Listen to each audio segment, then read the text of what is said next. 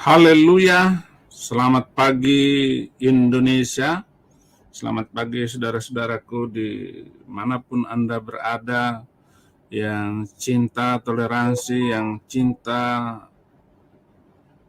manusia lain tanpa membedakan budaya, bahasa, dan suku, karena Yesus datang untuk mengasihi dan membebaskan manusia dari kungkungan adat istiadat, bahkan agama itu sendiri. Judul yang saya ambil pagi hari ini adalah kalau tidak mau dinistakan, jangan menistakan.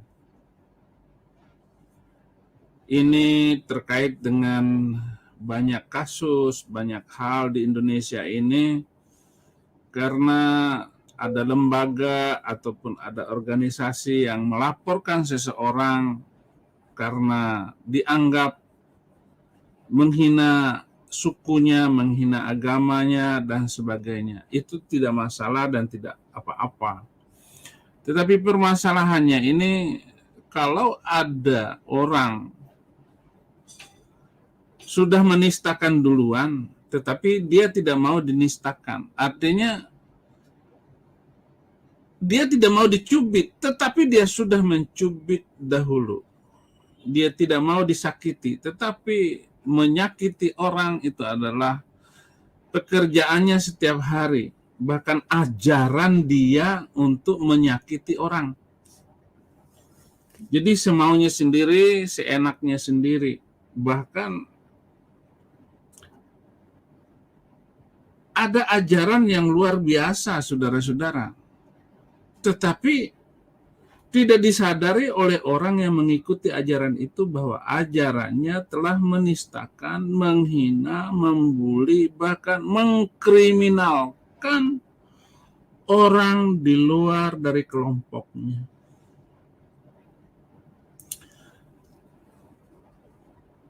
Dalam 1 Timotius 12, 1 Timotius 4 ayat 12, jangan seorang pun menganggap engkau rendah karena engkau muda. Jadilah teladan bagi orang percaya dalam perkataanmu, dalam tingkah lakumu, dalam kasihmu, dalam kesetiaanmu, dan dalam kesucianmu.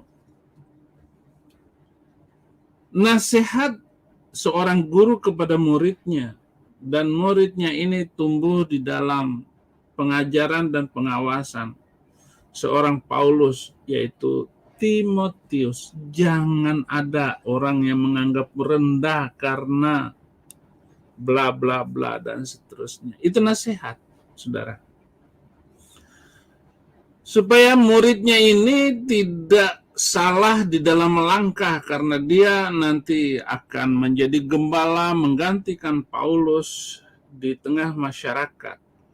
Tertulis bagaimana Timotius ini sangat tekun di dalam mengikuti gurunya, bahkan di dalam keadaan sulit, sama-sama sulit, sama-sama menderita, bahkan di dalam penjara, Timotius itu selalu melayani Paulus yang dipenjarakan berkali-kali karena memberitakan Injil, karena hanya berbicara yang benar di tengah kalangan yang memberlakukan syariat Yahudi.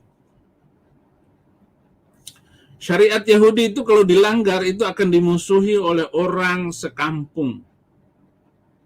Dan akan diceritakan berulang-ulang karena satu kali pelanggaran. Salah sedikit, maka kita akan kena damprat. Apalagi keluar daripada aturan yang sudah baku itu. Ten Commandment. Itu harus ditaati sepenuhnya. Tetapi Tuhan Yesus menyembuhkan orang di hari Sabat. Marahlah ahli Taurat dan orang-orang Farisi, kenapa kamu melanggar hari Sabat? Tuhan Yesus menjawab, Apa salahnya mengobati orang ketika hari Sabat? Apakah tunggu besok untuk mengobati orang sakit? Kalau saya taati hari Sabat, maka Saddam Hussein dan Muammar Gaddafi enggak selamat. Karena disuntik dan diobati Saddam dan Gaddafi itu hari Sabat. Kemarin itu saya kejar dokter di mana dia ada, di mana dia lagi praktek nyuntik orang. Saya kejar di Sunter, saya kejar di BSD, saya kejar di Tangerang. Supaya jangan sampai hilang nyawa ini. Karena anak-anak Saddam dan Gaddafi ini sudah besar, modalnya sudah banyak.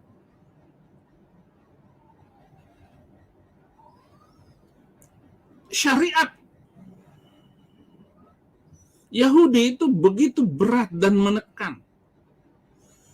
Tetapi dilanggar oleh Tuhan Yesus Kristus dengan mengobati dan menyembuhkan orang hari Sabat. Dan terserah Tuhan Yesus, dia yang menciptakan hari dan menciptakan waktu. Dia adalah waktu itu sendiri. Dia yang memegang nyawa manusia, membebaskan kita dari kungkungan cerita-cerita itu dan masalah-masalah itu. Nah, ini yang mau disampaikan oleh channel saya ini kepada bangsa kita, supaya kita tidak terkungkung oleh kemabukan terhadap agama, mabuk terhadap syariat. Yang jelas-jelas syariat itu telah membuat negara-negara Arab sana kelimpungan sendiri, dan negara-negara itu sudah meninggalkan agamanya itu sendiri. Semuanya berantakan. Karena tidak bisa diterapkan dengan benar. Sebenar apapun menerapkan syariat agama, tetap aja hanya kelompok tertentu yang akan menikmati kenyamanan bersyariat. Yang lain itu akan mengalami tekanan demi tekanan. Atau contoh paling nyata, di Aceh misalnya, memberlakukan syariat agama di Aceh. Ya, kalau orang miskin yang mencuri ataupun yang berzina, dicambuk berat. Tetapi kalau dia adalah istri pejabat yang berzina, ya cambukannya biasa. Walaupun itu nama syariat sendiri, itu tidak dicambuk sampai mati. Mestinya orang yang berzina sudah berkeluarga, sudah punya suami, sudah punya istri, harus dicambuk sampai mati. Surat An-Nur ayat 2, itu harus dicambuk sampai mati. Atau 100 kali cambukan. Dan seterusnya. Jadi syariat tetap susah untuk diterapkan. Nah, ini mengawali apa yang akan saya sampaikan.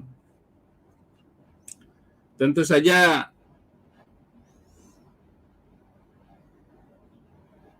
saya mau cerita ya, bahwa saya masuk Kristen ini,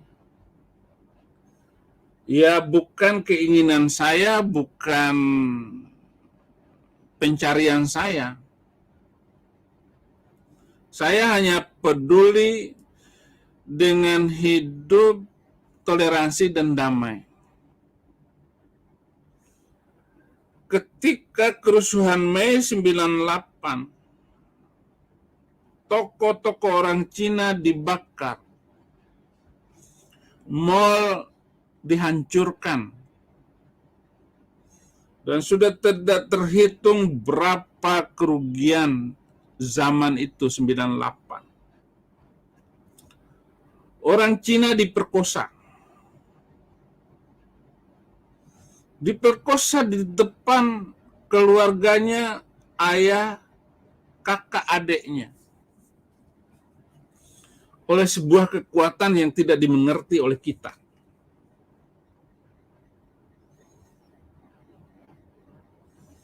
Begitu saya melihat dan menyaksikannya, keberingasan bangsa ini lebih daripada hewan. Padahal saya sendiri adalah orang beringas, orang yang tidak punya tata krama, orang yang tidak punya moral sebenarnya. Tetapi saya melihat sendiri bagaimana keadaan itu.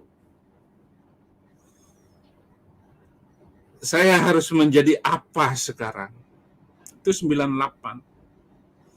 Bom Bali 2002. Yang jadi sasaran itu adalah kafe-kafe.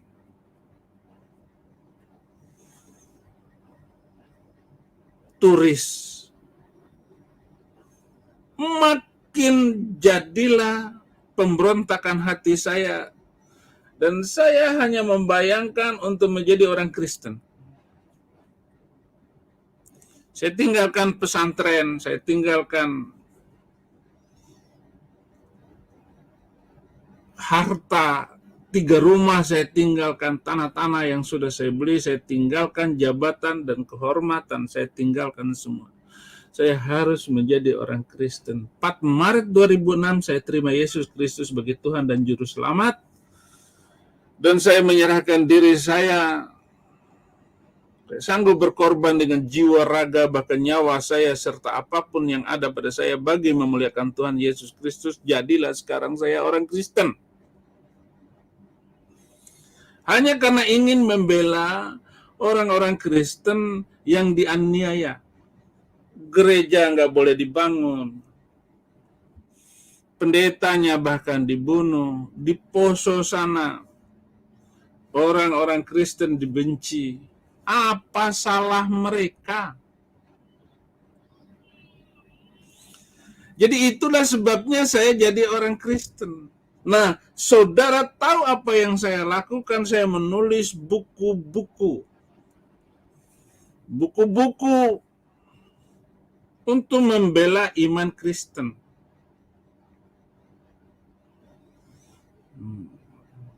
Saya menulis buku kenapa saya memilih Kristus. Itu bukan sekedar cerita, tetapi itu kenyataan hidup saya, kesaksian hidup saya masuk Kristen. Dan ternyata setelah saya masuk Kristen, enak, nyaman, dan mengerti kebenaran akhirnya. Sehingga siapapun sekarang ini, mau debat dengan Saifuddin Ibrahim, ayo. Majelis Ulama Indonesia mau berdebat agama dengan saya, ayo. Lu mau ngomong apa, boleh.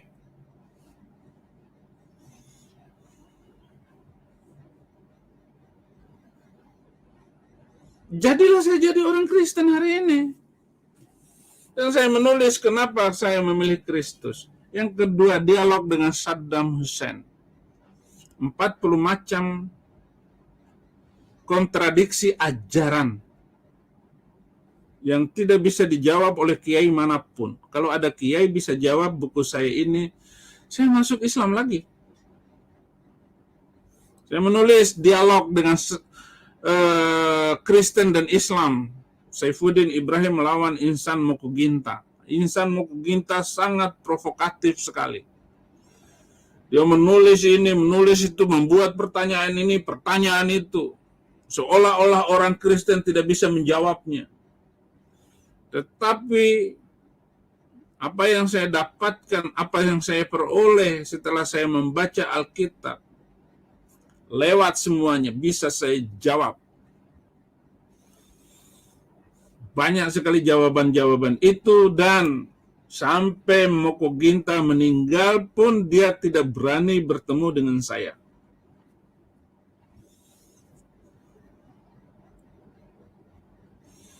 Karena Saifuddin Ibrahim itu kalau berdebat itu bisa menyinggung pribadi. Itu bukan masalah menyinggung pribadi. Saya minta apa yang kamu tantangkan kepada saya jawab tantangan itu. Kan bisa saya jawab. Saya bisa mengatakan dengan sebaik-baiknya. Saya menjawabnya dengan sebaik-baiknya. Saya tulis buku itu. Saya menulis lagi buku yang keempat, Hai anak-anakku bertobatlah. Juga isinya adalah perbandingan agama antara Islam dan Kristen. Khusus sekali saya tulis itu. Sehingga yang nggak ada ustadz yang bisa menjawabnya karena dia nggak punya pengalaman. Sama seperti saya ketika saya jadi Muslim, nggak tahu apa-apa tentang Kristen. Begitu saya mengerti ungkapan bahasa halus, bahasa kasar, bahasa teologi, bahasa iman, bahasa ketuhanan di dalam Alkitab, mengertilah saya di mana letak titik-titik simpul kesalahan-kesalahan itu. Saya temukan semua sekarang.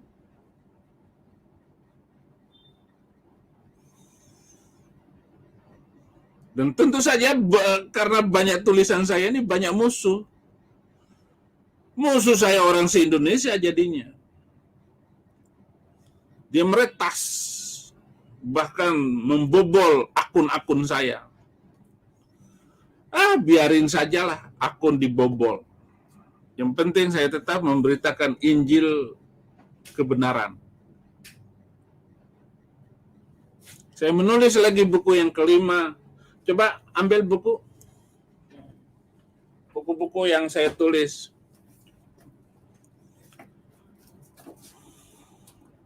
Buku yang kelima, dalam sejarah Alkitab tidak ada nabi dari Arab. Ini bukan menistakan. Buku-buku ini saya tulis untuk menjawab tuduhan-tuduhan saudara-saudara Muslim sudah berabad-abad.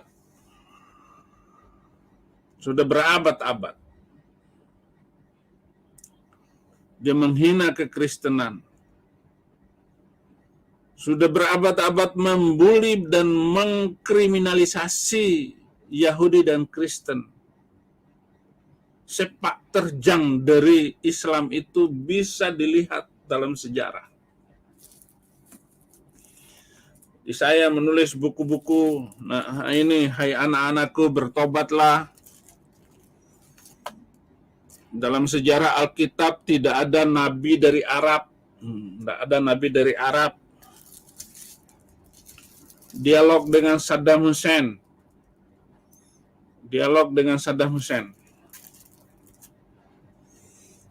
Dialog Kristen Islam Saifuddin Ibrahim. Nah, buku ini 150 Muslim setiap bulan masuk Kristen. Ada video Ustadz itu. Viral sekali. Istri saya juga menulis buku The Miracle of Hijrah. Istri saya menulis ketika saya masuk penjara, jiwaku terpanggil membela dan mendampingi pejuang Kristus. Buku-buku ini hanya untuk menjawab. Ada 650 buku tulisan ulama mu'alaf, semuanya menistakan kekristenan. Saya belum nulis 5 buku kok. Tenang saja. Tapi 5 buku itu cukup menggetarkan, cukup untuk membuat banyak Al-Qadruniyah ikut Al-Masihiyah, Yesus Kristus. Nah, judul dari pagi hari ini adalah kalau tidak mau dinistakan, jangan menistakan.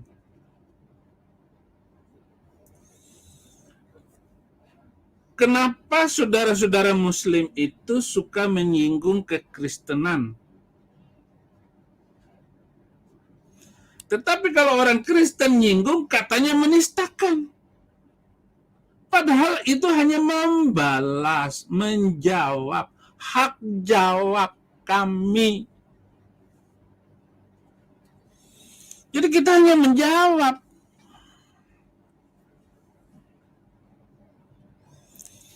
Dari surat pertama saja, surat pertama itu Al-Fatihah.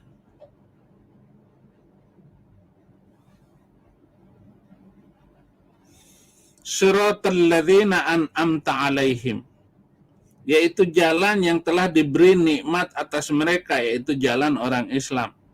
Ghairil maghdubi alaihim, bukan jalan yang dimurkai atas mereka, maksudnya Yahudi. Waladdallin, bukan juga jalan yang tersesat, dalam kurung Kristen. Seluruh kitab tafsir itu membicarakan dolin itu Kristen, maghdub itu Yahudi. Yang terkutuk itu Yahudi. Jadi Al-Quran mengatakan bahwa Yahudi itu terkutuk. Bertentangan dengan apa yang dikatakan oleh Alkitab, barang siapa yang mengutuk kamu, terkutuklah. Artinya tidak boleh mengutuk orang Yahudi. Makanya orang Kristen nggak berani mengutuk orang Yahudi. Negara-negara Kristen nggak berani mengutuk Yahudi karena Alkitab mengatakan barang siapa yang mengutuk Yahudi, terkutuklah dia. Ngeri, ngeri, ngeri. Tentu saja Al-Quran tidak mengerti teologi Kristen, teologi Alkitab, tidak mengerti bahasa Tuhan itu. Maka dengan seenaknya, maghdubi alaihim itu adalah Yahudi. Waladdall itu Kristen. Sesat itu Kristen. Itulah sebabnya saudara-saudara kita ini suka sekali menista. Suka sekali menista. Nah, agar Majelis Ulama Indonesia tahu gitu. Ngerti gitu loh. Jangan hanya melaporkan si kece gitu. Nggak usah dilaporkan, biarin aja mati sendiri kok. Maka Alkitab tidak ada hukuman mati terhadap orang murtad di dalam Alkitab. Biarin saja mati sendiri. Itu prinsip Alkitab. Prinsip Injil itu adalah tidak melawan. Itu dari surat pertama saja. Surat kedua, ayat 191, waqtuluhum haitsu tsaqiftumuhum. Bunuh mereka di mana saja kamu jumpai mereka. Maksudnya orang kafir, non-muslim. Boleh membunuh. Surat ketiga, surat keempat, surat kelima, semua penuh. Surat keenam, surat ketujuh, Al-A'raf. Surat ke-8 itu Al-Anfal. Itu tidak diterjemahkan itu harta rampasan. Surat harta rampasan. Saya nggak tahu kenapa surat ke-8 tidak diterjemahkan menjadi surat rampasan perang gitu. Karena Nabi Muhammad menghalalkan harta rampasan. Nabi-nabi sebelumnya tidak membolehkan halal harta rampasan. Kalau ada panglima perang yang mengambil harta rampasan, itu dimarahi oleh Tuhan. Tuhan marah besar. Nah, di surat ke-8 ini, saudara-saudara, surat ayat 60 itu, persiapkanlah apa saja segala kemampuan untuk menghadapi mereka. Mereka ini orang kafir dengan kekuatan yang kamu miliki dari pasukan berkuda yang dapat menggetarkan musuh Allah. Ini menggetarkan itu diperhalus oleh Departemen Agama. Padahal itu menteror. Turhibuna bihi aduwallah. Menggetarkan dalam terjemahan Indonesianya sebenarnya itu menteror. Jadi ayat teror itu ya dari kitab suci ini. Untuk menggetarkan musuh Allah, musuhmu, dan orang-orang selain yang mereka tidak mengetahuinya. Kamu tidak mengetahuinya. Tetapi Allah mengetahuinya. Apa saja yang kamu infakkan di jalan Allah, niscaya akan dibalas dengan cukup kepadamu dan kamu tidak akan dizalimi. Di surat ke-8 sudah ada semacam itu. Bahkan saudara-saudara, tadi ayat 60, ayat 67 itu perintah kepada Nabi Muhammad. Maka nalin Nabi ayyakuna lahu asra hatta yuthkhina fil ard. Turiduna aradad dunya wallahu yuridul akhirah. Wallahu azizun hakim. Tidak pantas bagi seorang nabi mempunyai tawanan sebelum ia dapat melumpuhkan musuhnya di bumi. Jadi waktu itu Nabi Muhammad tidak perlu punya tawanan, itu dibantai dulu habis. Nggak perlu tawanan. Harus dilumpuhkan dulu musuh. Kamu menghendaki harta duniawi, sedangkan Allah menghendaki akhirat. Allah Maha Perkasa lagi Maha Bijaksana. Nah, saudara-saudara, sebenarnya ayat-ayat ini yang menjadi pemicu sebenarnya. Kenapa saudara-saudara Muslim itu nggak mau dicubit, tetapi nyubitin terus. Tetapi mereka juga tidak salah karena kitab suci ini membolehkan. Makanya ketika seorang ustadz klarifikasi ke majelis ulama, disuruh minta maaf, nggak mau minta maaf karena ini ajaran dari Allah. Nggak perlu minta maaf. Maaf apaan? Kita suci begitu. Inilah bagian dari curhat saya, mantan muslim, agar majelis ulama ini menata umat. Atau majelis ulama dibubarkan saja. Gus Dur dulu minta majelis ulama dibubarkan saja. Karena mengeluarkan fatwa-fatwa yang justru membuat masyarakat tambah rusak. Misalnya menetapkan Ahmadiyah aliran sesat, dan untuk mengembalikan di Parung itu ada kantor pusat Ahmadiyah, itu dirusak habis, dibakar. Di Garut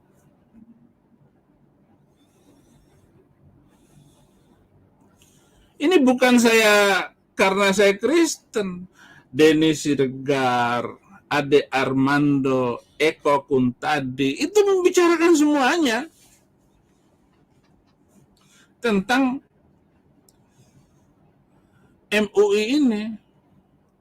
dengan kelompok Al-Qadruniyah. Dan kadang kalau kita sudah ngomong agama itu ya emosi.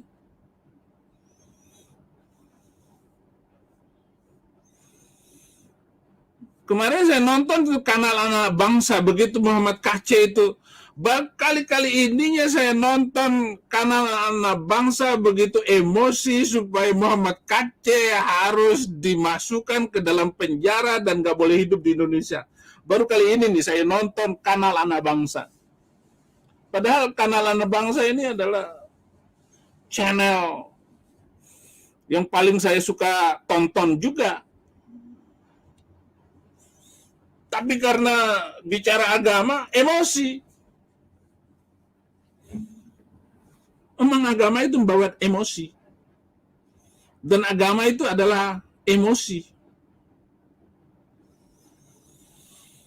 Beda dengan Kristen. Kristen itu bukan agama.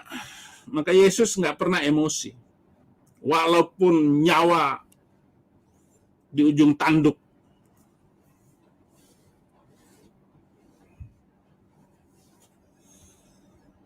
Itu surat ke-8, belum surat ke-9, saudara-saudara. Surat ke-9 itu surat Taubah. Mulai dari ayat 5, 6, 7, ayat 29-nya itu lebih kena lagi. Perangilah orang-orang yang tidak beriman kepada Allah dan kepada hari kemudian. Mereka tidak mengharamkan apa yang diharamkan Allah dan Rasul. Mereka tidak beragama dengan agama yang benar, yaitu agama Islam. Siapa yang boleh diperangi? Jawabannya, minalladzina utul kitab, yaitu orang yang diberi Alkitab. Siapa yang diberi Alkitab? Yahudi dan Kristen.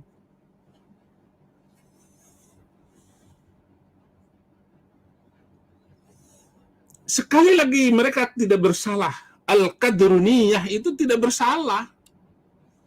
Karena ada di dalam sebuah kitab yang datang dari Tuhan. Katanya dari Tuhan. Tetapi boleh membenci manusia. Karena disuruh oleh Allah. Kalau sudah begini bunyinya, saudara-saudara, tidak ada yang bisa menghindar dari situ. Harus dilakukan. Nah, bagaimana pemerintah kita ini berada di tengah-tengah tekanan semacam itu?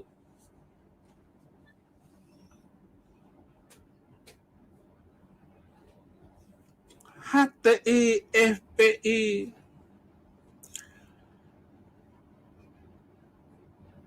mereka tidak salah, saudara.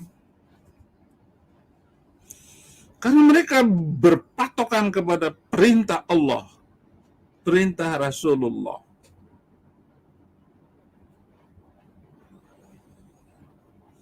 Dan itu sudah berlangsung berabad-abad. Sudah 1442 tahun sampai hari ini. Nah, orang-orang yang taat kepada undang-undang hukum, kitab suci syariat, apalagi mereka yang mau membangun kembali kejayaan Islam itu. Setelah 1924, khilafah Islamia hancur. Maret 1924.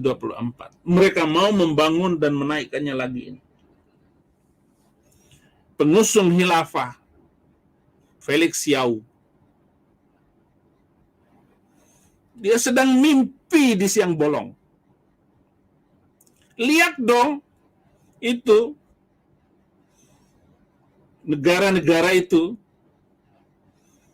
Timur Tengah, sudah berantakan.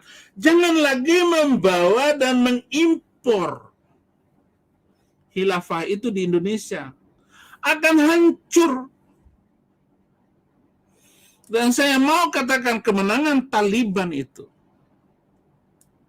untuk memperbaiki keadaannya butuh 1 abad ke depan untuk memajukan Afghanistan. Karena orang-orang yang dikalahkan itu tidak mau diam. Orang-orang yang terkalahkan oleh Taliban itu akan menjadi munafik, menjadi duri di dalam daging pemerintahan Taliban.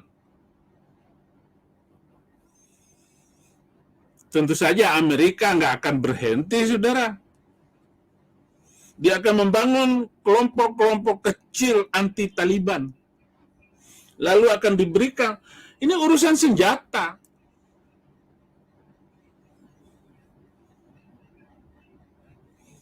Orang yang kalah tidak akan menyerah. Amerika boleh menarik tentaranya, tapi dia akan datang lagi. Artinya Taliban tidak akan tenang di dalam tidur mereka. Akan terus.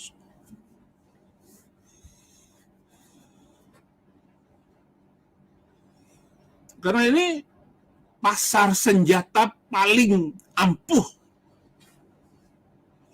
paling laris di dunia adalah negara-negara Islam. Jangan sampai khilafah ini disuntikan ke Indonesia.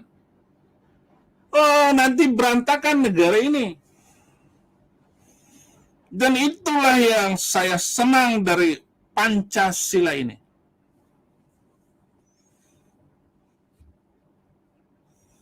Agar jangan agama menjadi pengendali di dalam pemerintahan. Agama cukuplah di masjid, di gereja, di vihara. Masing-masing imam masjid, imam gereja, imam vihara itu mengendalikan umatnya untuk dapat menikmati puji-pujian, menikmati ibadah menurut keyakinan masing-masing. Seperti yang diamanatkan oleh Undang-Undang Dasar 45 Pasal 29 UUD 45.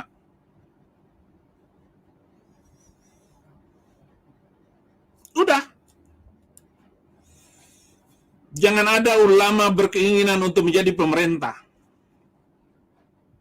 Dan jangan ada pemerintah berkeinginan jadi ulama.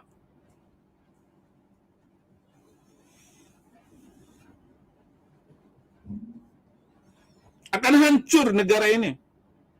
Berantakan.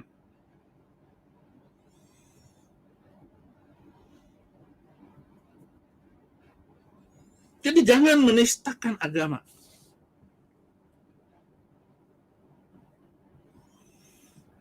Menistakan agama. Jangan menistakan kalau tidak mau dinistakan.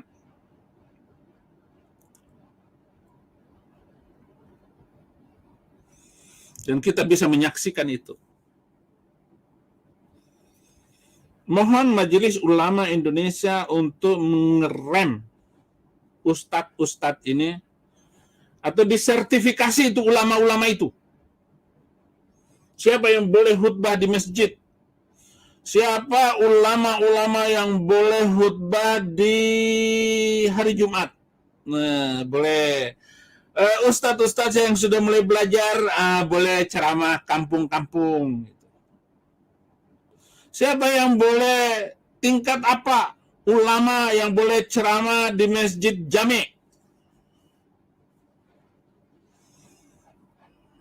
Jangan semua baru belajar apa, nggak ngerti apa-apa. Mu'alaf, Yahya Waloni, sudah langsung khutbah keliling Indonesia. Nggak ngerti apa-apa. Yang diceramakan emosi. Nggak punya ilmu, nggak punya pemahaman. Ilmu seberapa yang dia miliki? Belajar dulu Islam. Dan untuk belajar Islam itu perlu bertahun-tahun. Harus mengerti bahasa Arabnya. Untuk mengupas ajaran Islam itu perlu bahasa Arab.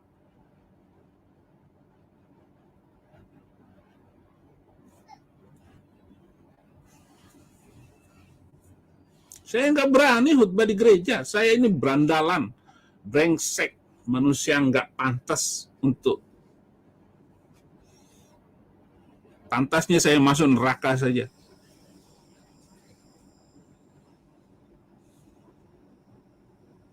Saya pantas masuk neraka. Lebih bangga saya masuk neraka daripada masuk surga. Hanya karena Tuhan Yesus bilang pasti masuk surga.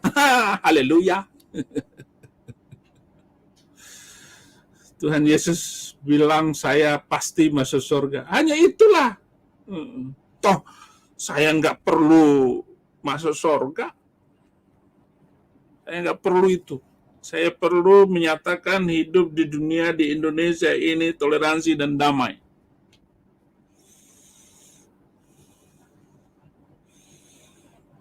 Kalau masuk surga bonus, terima kasih Tuhan Yesus.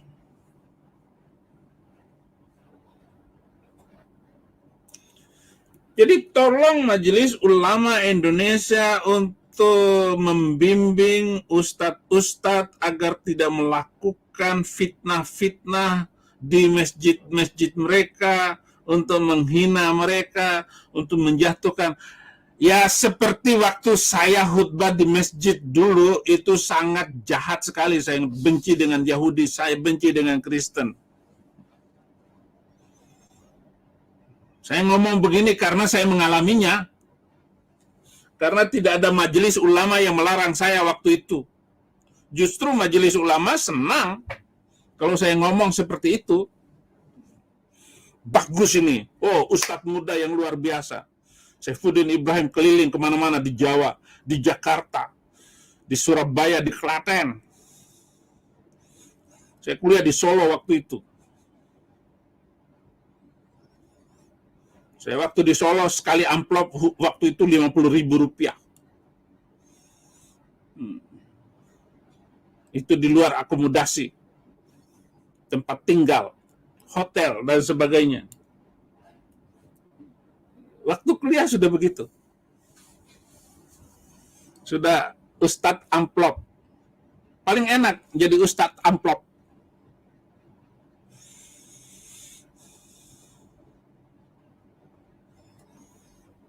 Jemaat, tolong Pak Ustadz, tolong jangan dilihat isinya, katanya. Ya, justru isinya itu yang dilihat, amplopnya saya buang. Haleluya. Itu dulu. Sekarang ya sama juga. Haleluya.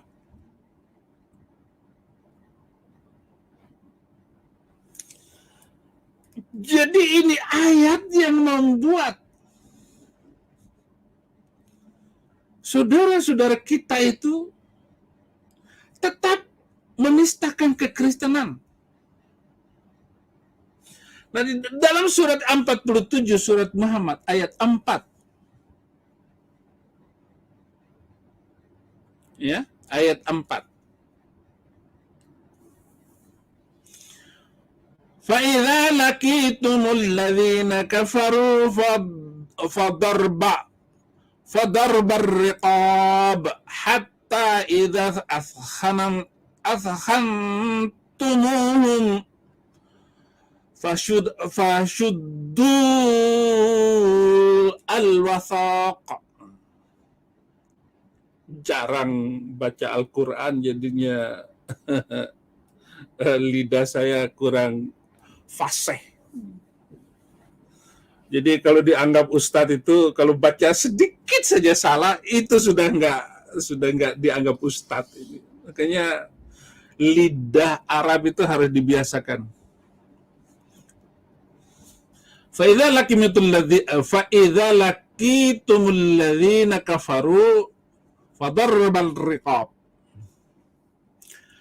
Apabila kamu bertemu dengan orang-orang kafir, maka pukullah batang leher mereka. Pukul batang leher mereka. Sekali pukul, kalau batang leher ini sekali pukul. Kenapa disebut batang leher? Sekali pukul ngek. Nggak usah pakai pedang. Pukul dengan lurus, ini tengkuk ini langsung sekali pukul itu putus darah ke otak, mati. Itu bahayanya pukul batang leher. Ya kalau pakai pedang ya bagus lah, langsung putus, selesai urusan. Tetapi dengan karate batang leher ini dipukul, orang langsung meninggal karena pukulannya luar biasa. Itu maka ayat ini menggunakan batang leher. Tapi Departemen Agama ini bagus ini. Maka apabila kamu bertemu dengan orang-orang kafir, nah, dia kasih dalam kurung di medan perang, padahal ayatnya nggak ada dalam kurung medan perangnya itu.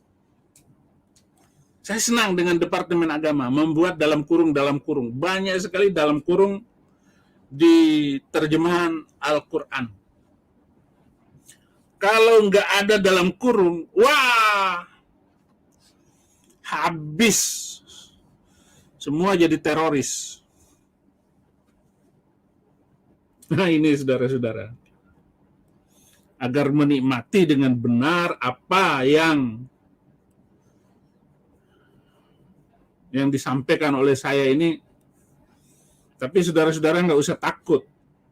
Apalagi orang-orang Kristen nggak usah takut.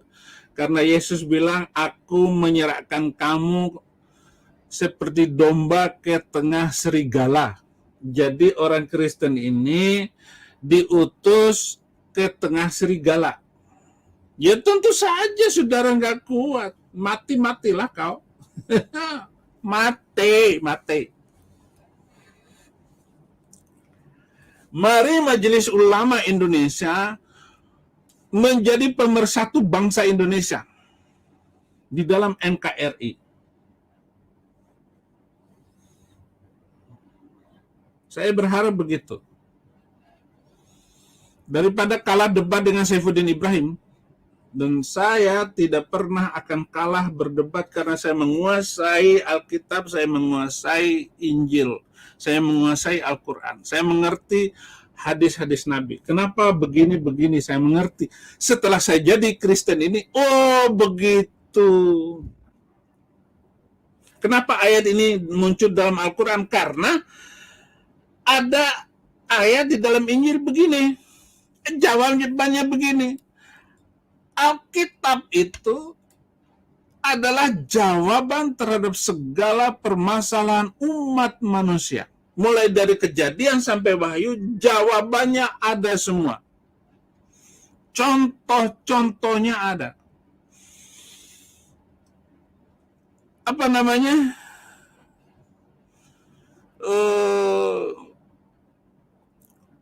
Bagaimana memasuki masalah. Masuk di dalam masalah itu. Nggak usah ngomong keluar masalah. Memasuki masalah ini. Dan menjawabnya sekaligus. Itulah kelebihan Alkitab.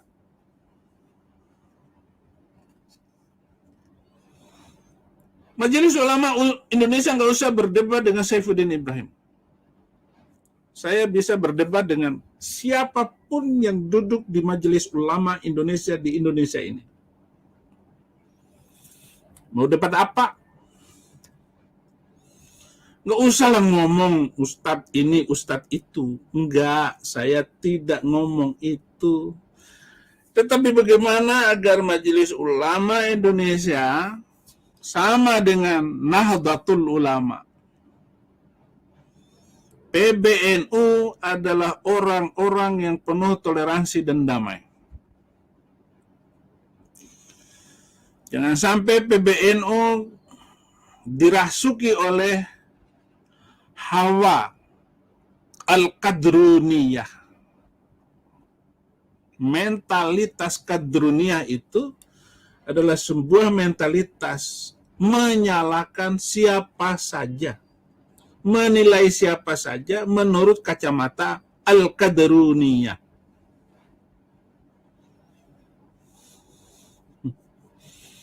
Siapa saja kadrun itu, ia pintar menilai.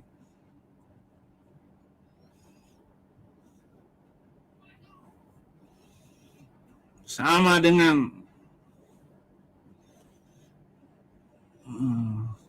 bapak tua itu. Pokoknya siapa saja yang memimpin pasti disalahkan oleh dia. Apalagi Pak Jokowi. Takutlah kepada neraka Pak Jokowi katanya. Neraka aja belum ada. Taunya cuma api di Indonesia ini. Atau seperti Pak Kumis itu.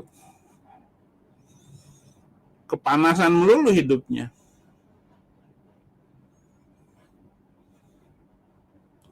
Bagaimana kita membangun Indonesia toleransi dan damai ini? Indonesia yang mengasihi seluruh rakyatnya. Kita harus saling mencintai, saudara-saudara.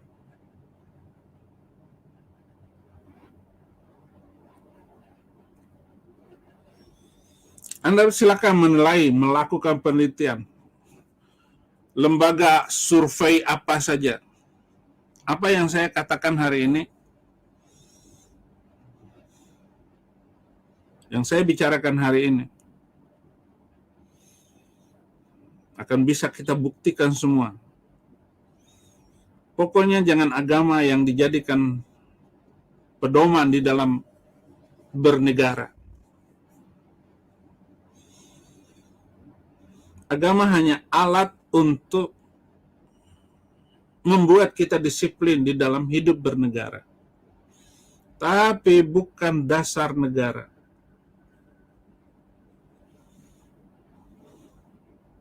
Negara-negara yang berdasarkan agama itu negara-negaranya tidak pernah damai, tidak pernah baik sampai hari ini di mana-mana.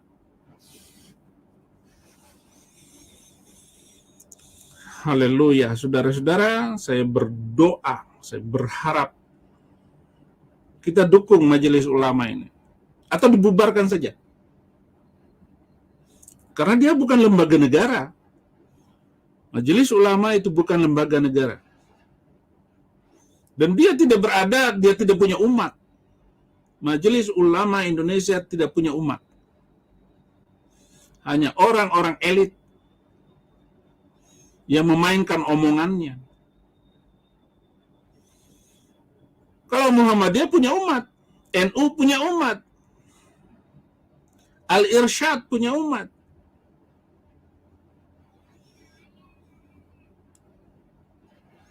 Punya amal usaha.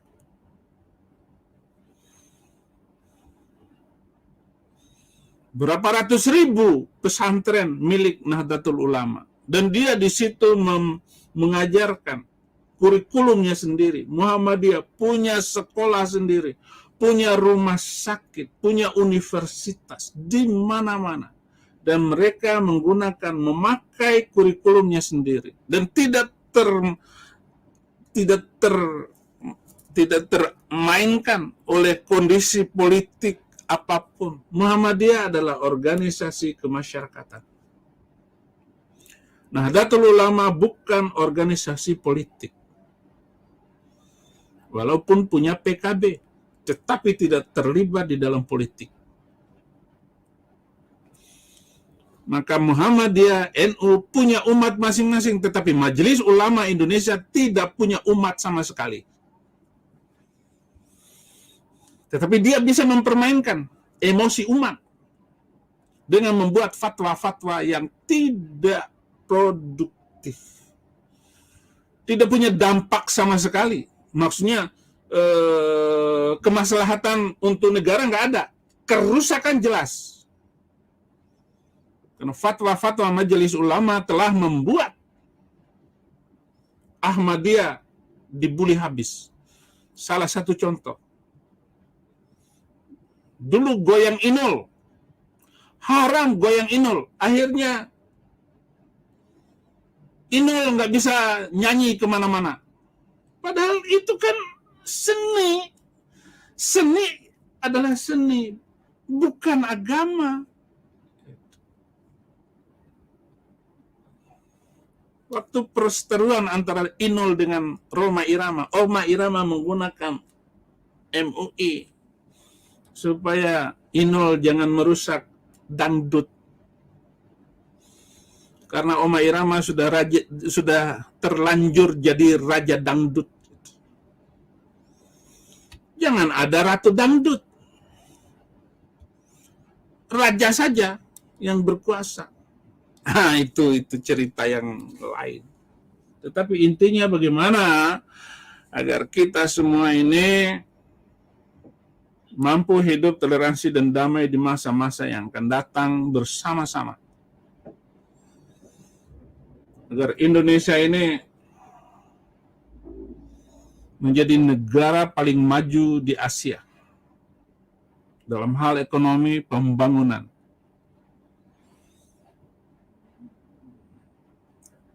Yang luar biasa dari semuanya ini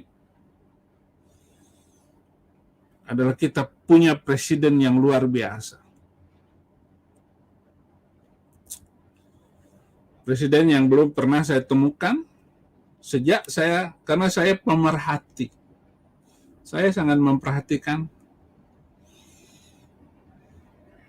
langkah-langkah presiden selama ini. Dan presiden sekarang ini luar biasa. Senang sekali saya menyampaikan live ini agar kita semua di masa-masa yang akan datang menjadi orang yang bijak, orang yang baik, orang yang menjadi luar biasa. Ini channel Saifuddin Ibrahim.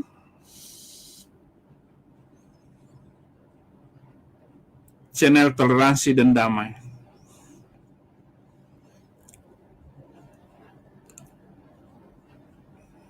Terima kasih. Tuhan Yesus memberkati.